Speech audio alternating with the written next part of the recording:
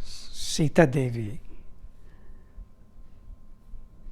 Mahalakshmi's avatar on this earth,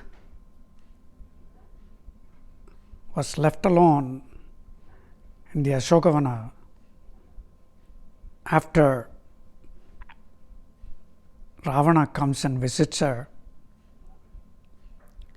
first begs her to comply and give her consent for his terrible desires, shameful desires. And then he threatens her. And then he tells, as he is leaving in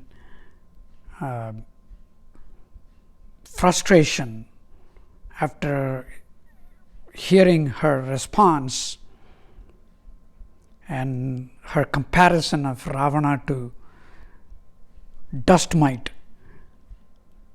and how her husband is going to vanquish him, he turns to the Rakshasis who are guarding her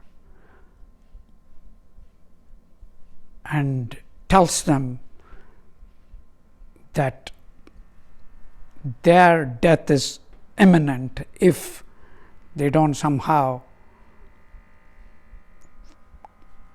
turn Sita Devi and make her comply.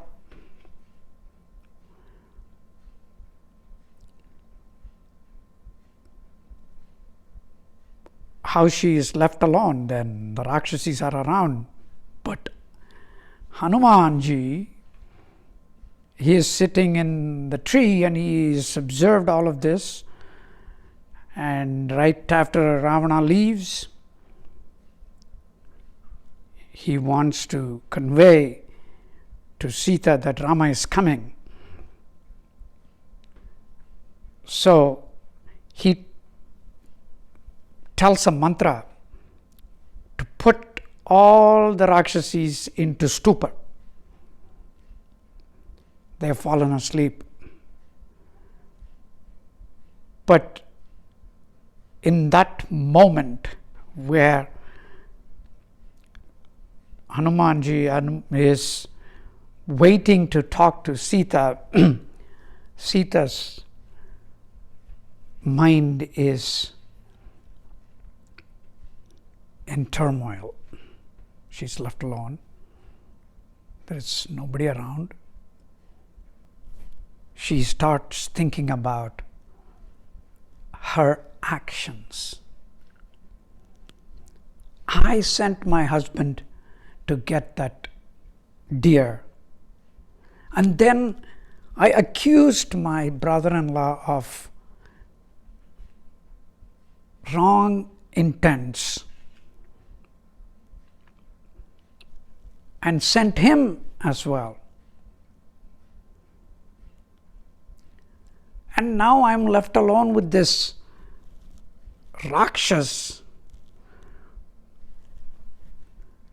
The world will not accept whatever I say, that I am pure. There is no reason for me to live. And so she is getting ready to hang herself with her hair. That's what Valmiki says. Kambramayana says she tries to hang herself with the vines that are in the Ashokavana. But nevertheless,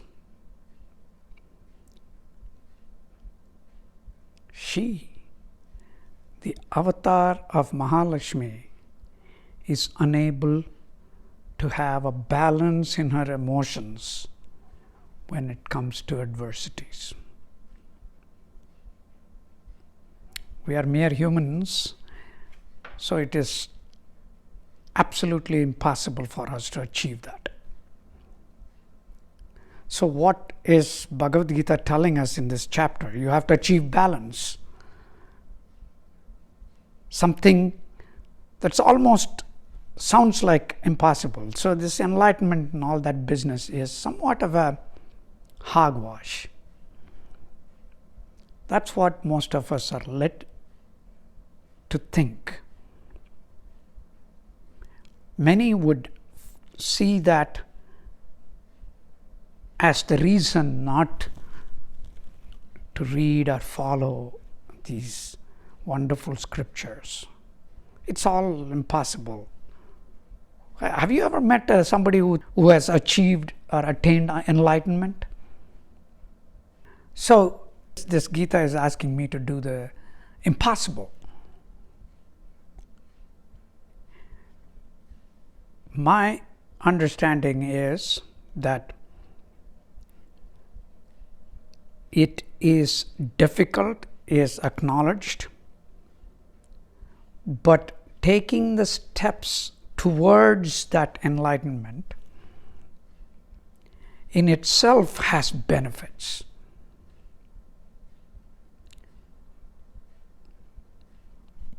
It's possible that we will achieve this balance and get the enlightenment today, tomorrow, or never, but the journey towards it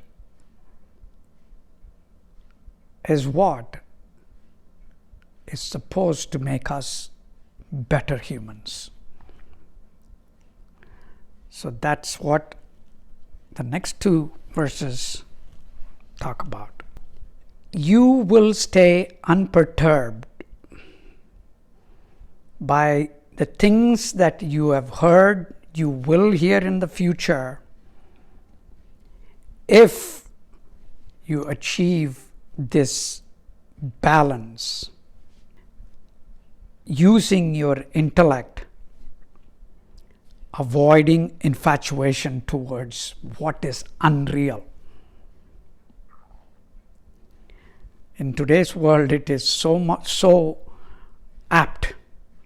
There is so much unreal we hear, and everything that we hear perturbs us.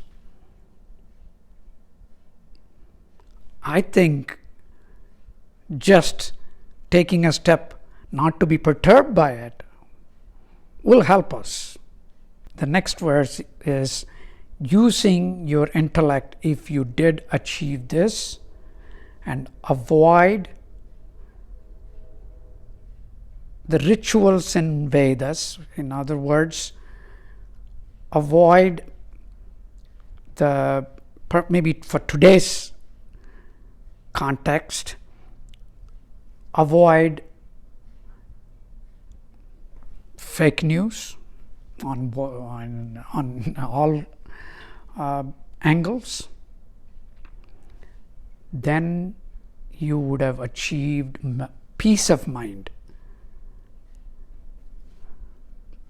But if I want to exaggerate it, you would even achieve enlightenment.